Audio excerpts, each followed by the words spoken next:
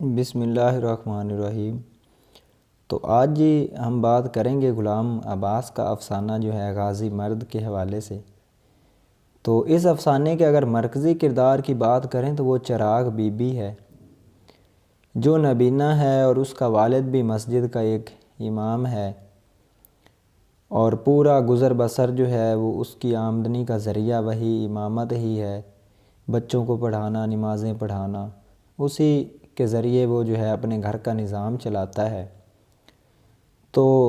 Be be جو ہے چراغ بی بی، ان کی والدہ جو ہے وہ بچپن میں ہی چل بستی ہے، اللہ کو پیاری ہو جاتی ہے، اور امام صاحب کا بھی کچھ عرصے کے بعد انتقال ہو جاتا ہے۔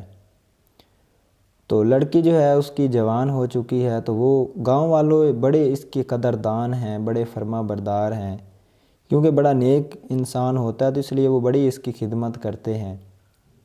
پورا گاؤں جو ہے اس کا جو ہے مطیع و فرما بردار ہے، تو وہ مرتے ہوئے جو ہے ان کو ایک نصیحت کرتا ہے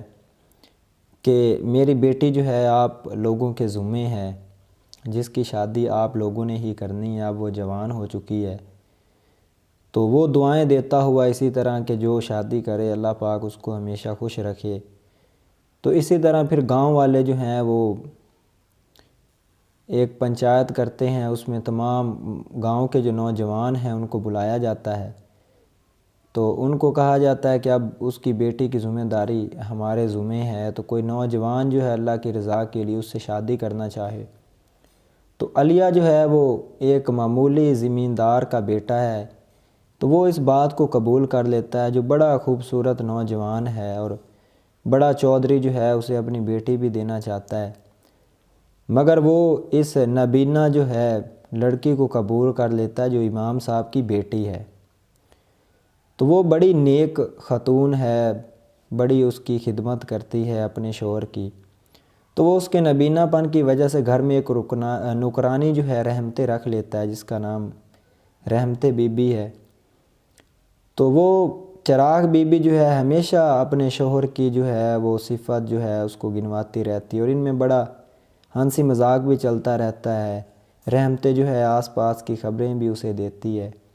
اور یہ جو ہے پھر کیونکہ امام صاحب کی بیٹی ہے تو اس لیے دین کی باتیں جو ہیں اس کے ساتھ زیادہ شیئر کرتی ہے۔ تو وہ ہمیشہ میاں کی خدمت، اس کے پاؤں دبانا اور اس کے لیے دعائیں کرنا کہ اللہ پاک اسے جو ہے اس کی عمر دراز کرے، تو اس طرح کی باتیں اس کے ساتھ جو ہیں اس کی ہوتی ہیں، اور بڑی جو ہے اس کی خدمت گار ہے۔ تو پھر ایک روز جو ہے رحمتیں آ کر بتاتی ہے کہ گاؤں کا جو ہے نا 70 سالہ بوڑھا تقریباً، اس نے گلنار سے شادی کی ہے، لڑکی جس کی عمر صرف 16-17 سال ہے، اور وہ اس نے اس کو گھوڑا بھی لے کے دیا، اور وہ سیر و تفریح بھی کرتے ہیں، کھیتوں میں جاتے ہیں، اور بڑی وہ حسین و جمیل ہے، اور پورے گاؤں کے نوجوان اس پہ مرتے ہیں۔ اور وہ بتاتی ہے کہ میں نے آج دیکھا ہے کہ آپ کا میاں بھی اس سے جو ہے وہ باتیں کر رہا تھا۔ پہلے تو وہ اسے جو ہے یقین نہیں کرتی اس پہ کہ نہیں ایسا نہیں ہو سکتا، میرا میاں ایسا نہیں ہے۔ تو مگر جب وہ شام کو گھر واپس آتا ہے تو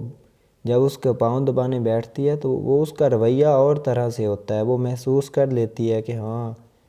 اس کی بات بالکل سچ ہے۔ تو وہ اپنے کمرے میں چلی جاتی ہے جہاں اس نے مصلی وغیرہ رکھا ہوا ہے، اور نمازیں پڑھتی ہے،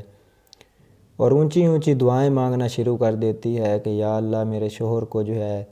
پاکیزہ رکھنا، میرا شوہر بڑا نیک ہے، یوسف علیہ السلام کی طرح حسین ہے، اسے ہمیشہ اسی طرح قائم رکھنا، اور ہماری محبت کو بھی قائم رکھنا۔ تو مطلب یہ کہ وہ اب اپنے میاں کو سنانا چاہ رہی ہے کہ وہ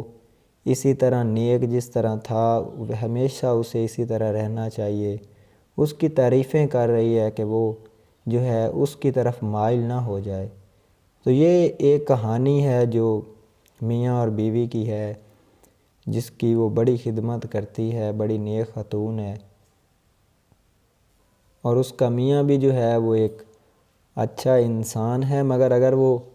ایسا کام کو کرنے ہی لگتا ہے تو وہ پھر اس کو دعائیں دے دے کر اس کو احساس دلاتی ہے کہ آپ